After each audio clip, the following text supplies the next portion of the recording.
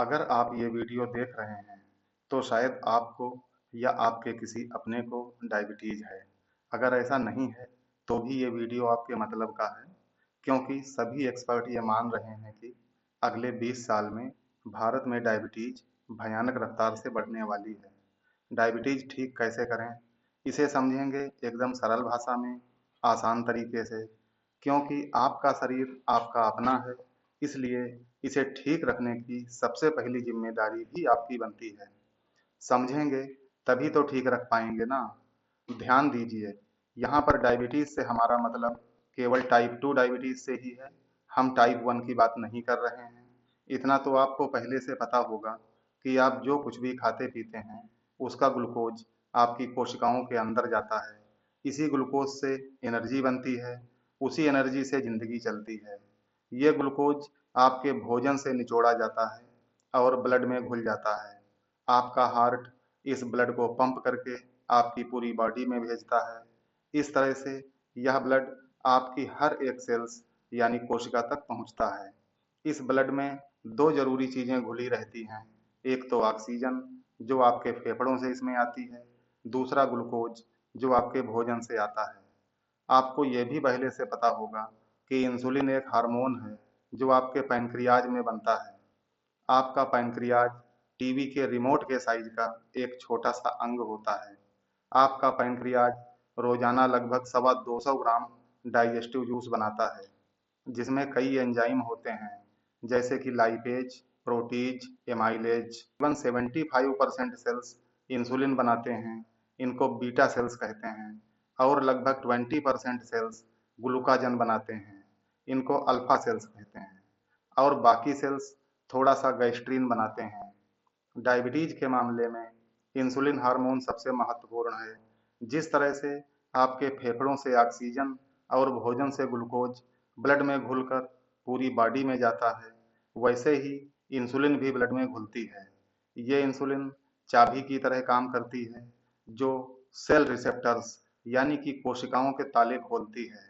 इसके बाद ही आपके ब्लड में घुली हुई शुगर सेल्स के अंदर जा पाती है। जब पैनक्रियाज ठीक से अपना काम नहीं करता, वो इंसुलिन कम बनाता है या ऐसी इंसुलिन बनाता है जो पूरा असर नहीं करती, तो सेल रिसेप्टर्स के ताले नहीं खुलते। इसका नतीजा ये निकलता है कि ब्लड में मौजूद शुगर सेल्स के अंदर जाने के बजाय ब्लड में ही बनी रहती है। यही डायबिटीज है। जब शुगर सेल्स के अंदर नहीं जाएगी तो सेल्स को एनर्जी बनाने के लिए रॉ मटेरियल नहीं मिलेगा। इसी वजह से डायबिटीज में कमजोरी और थकान लगती है, क्योंकि एनर्जी प्रोडक्शन बहुत धीमा हो जाता है। ब्लड में शुगर बढ़ने पर वो किडनी से छनने लगता है। आपकी किडनियों को ओवर टाइम करना पड़ता है। वे ब्लड में लगातार बढ़ने वाली शुगर को बॉडी से बाहर निकालने की कोशिश करती हैं। इसी वजह से डायबिटीज में पेशाब ज़्यादा लगती है। ओवर टाइम करते करते जब आपकी किडनियां डैमेज हो जाती हैं तो इसे डायबिटिक नेफ्रोपैथी कहते हैं। ब्लड में शुगर बनी रहे तो वो टॉक्सिक इफेक्ट बनाती है। इसे ग्लूकोटॉक्सिसिटी कहते हैं।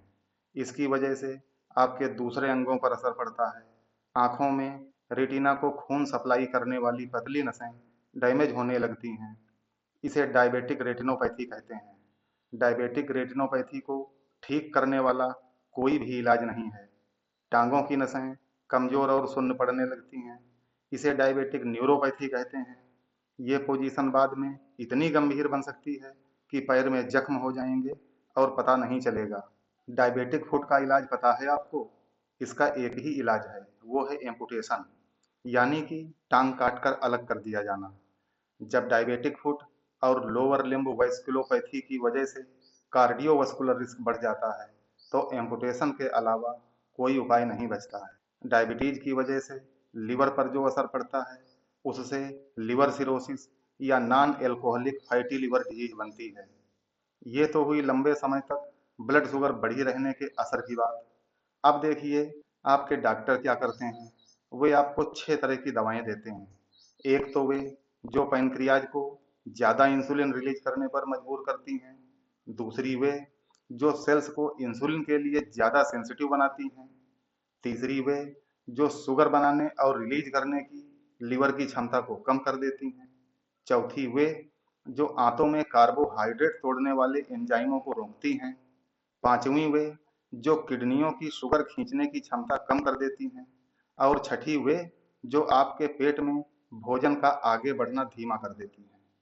इनमें से कौन सी दवा आपके लिए ठीक है या ठीक नहीं है, ये फैसला ना तो आप कर सकते हैं, न मेडिकल स्टोर का दुकानदार कर सकता है। ये फैसला आपके डॉक्टर करेंगे। इसलिए अपने भरोसेमंद डॉक्टर की बात मानिए। वे आपसे पैसे जरूर लेते हैं, लेकिन वे आपके वेलविशर हैं। सही दवाएं जीवन रक्षा करती हैं। वे समस्याओं को गंभीर बनने से रोकती हैं। ये दवाएं अगर न होती तो डायबिटीज के किसी भी पेशेंट की आंखें, किडनी, लीवर और टांगें सही सलामत नहीं बचती।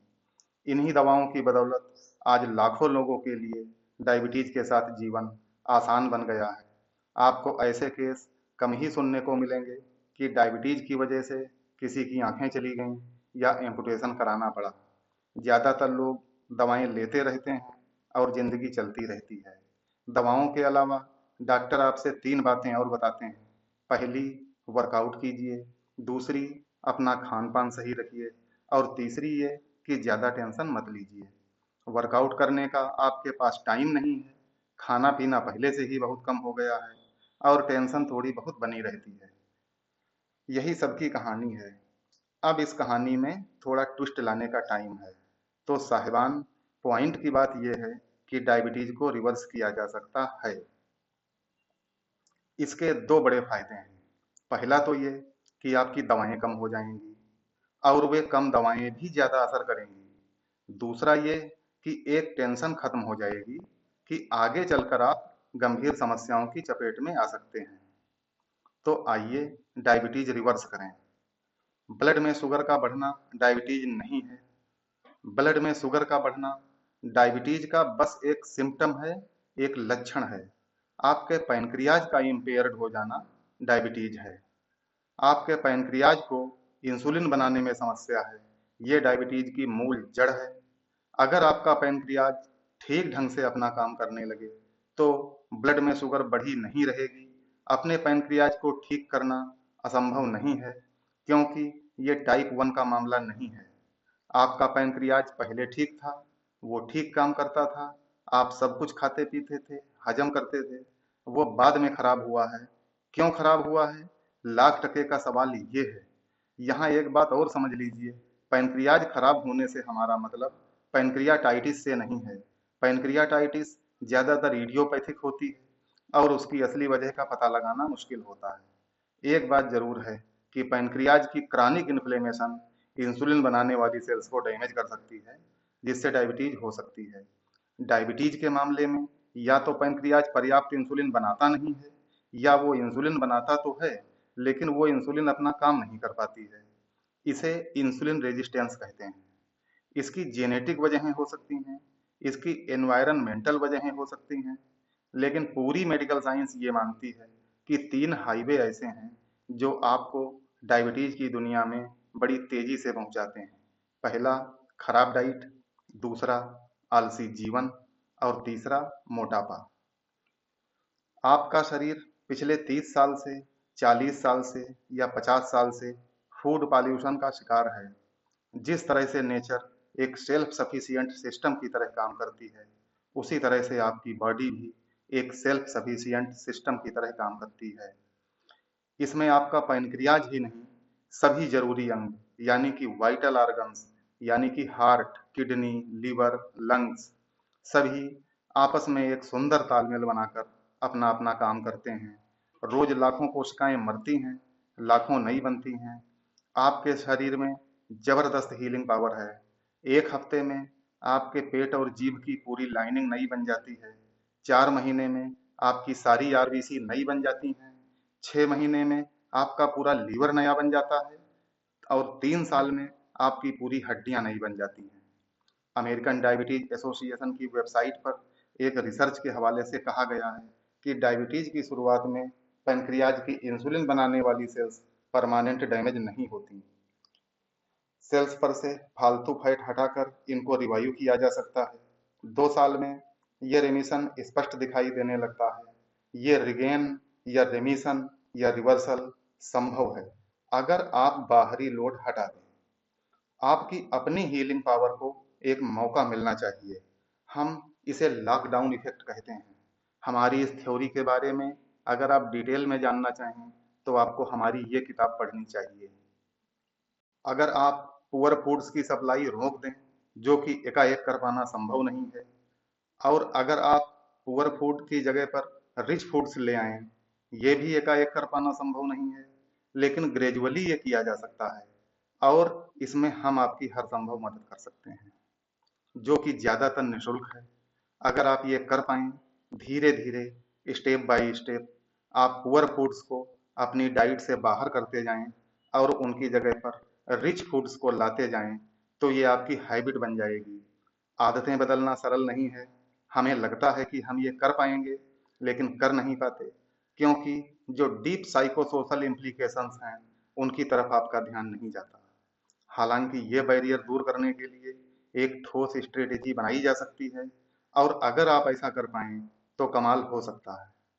अगर आप केवल मेडिकल ट्रीटमेंट के सहारे हैं और अपना आहार नहीं बदलते, तो आप पर दवाओं का असर धीरे धीरे कम होता जाएगा और दवाओं की डोज बढ़ती जाएगी, क्योंकि आपके आहार से आपके शरीर को नुकसान पहुंचना जारी रहेगा।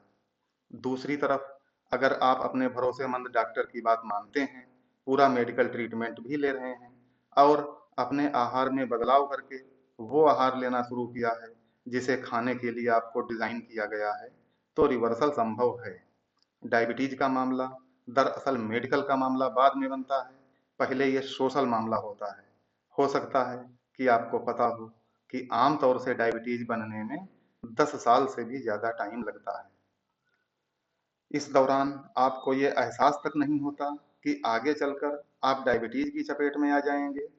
बचपन से हमारा जो सोशलाइजेशन होता है, जो कुछ खाना पीना हमें सिखाया जाता है, वैसे ही हमारी सोच बनती चली जाती है।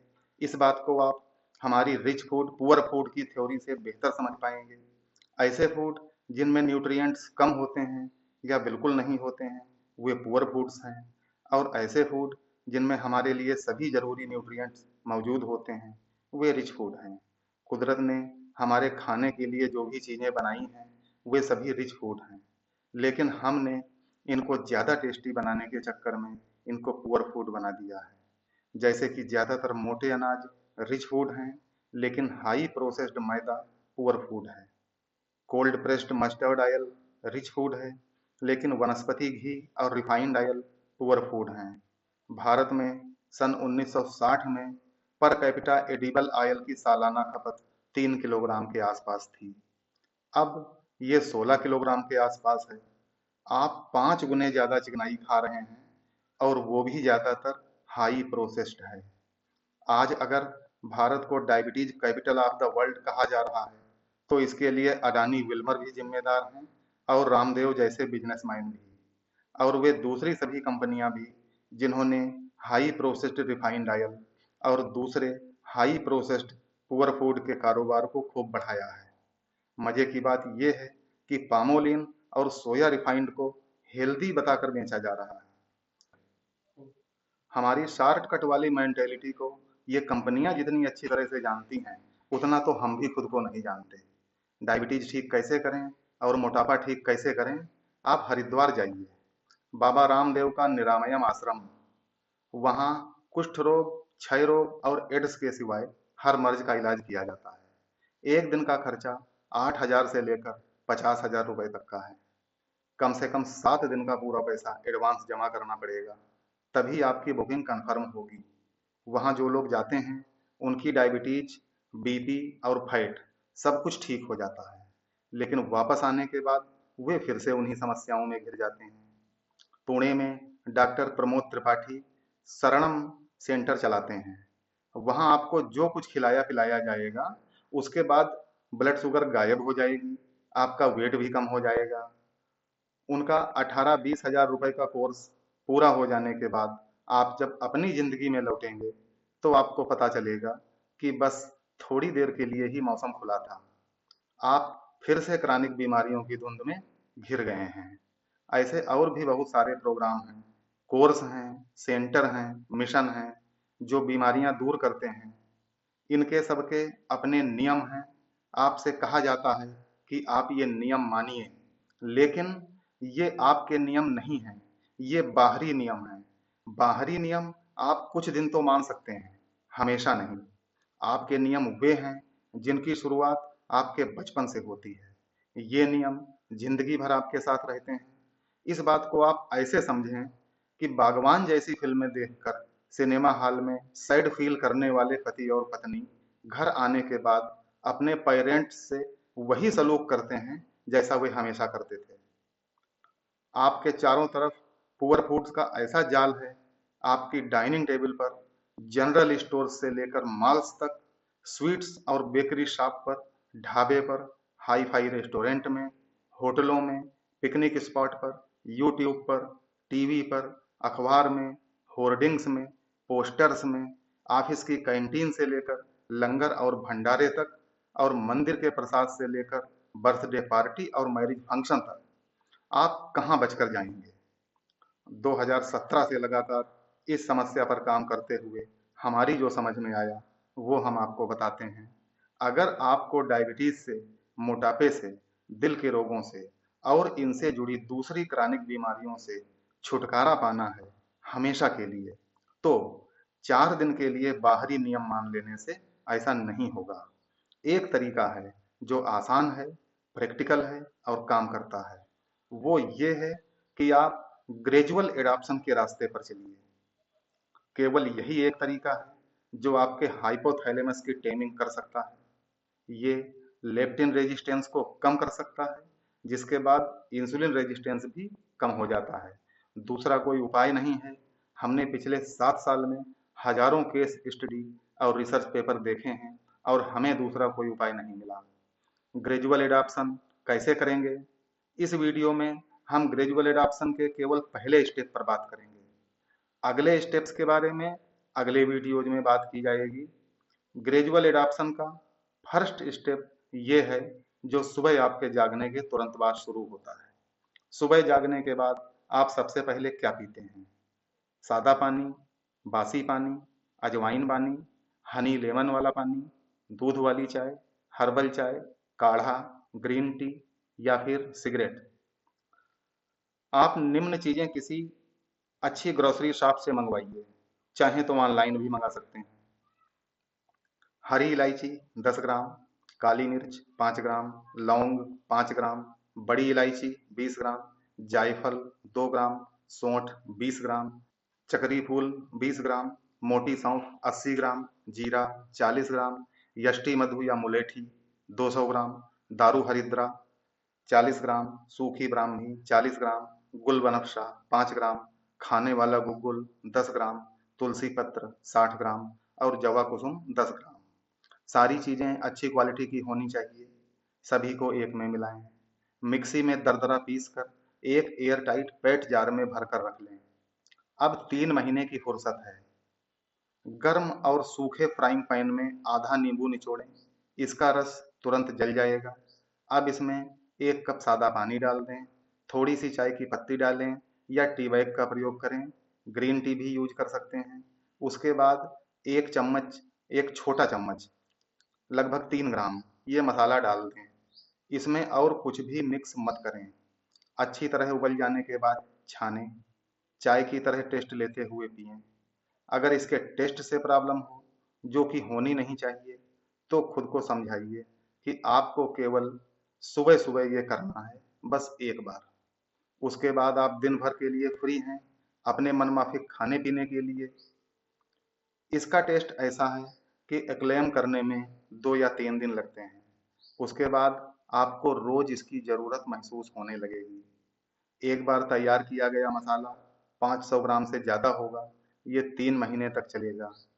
इसमें डाली गई चीजों का लॉजिक समझना चाहें तो हमारी किताब क्रॉनिक रोगों के खिलाफ मेरा रक्षा कवच मंगाइए और पढ़िए। किताब की इंक्वायरी आप इस नंबर पर कर सकते हैं। ये ग्रेजुअल एडॉप्शन का पहला स्टेप है। इसके लिए आपको कहीं भटकने की जरूरत नहीं, ढेर सारा पैसा खर्च करने की जरूरत नहीं, बाहरी नियम मानने की जरूरत नहीं, ज्यादा चिंता करने की जरूरत नहीं है।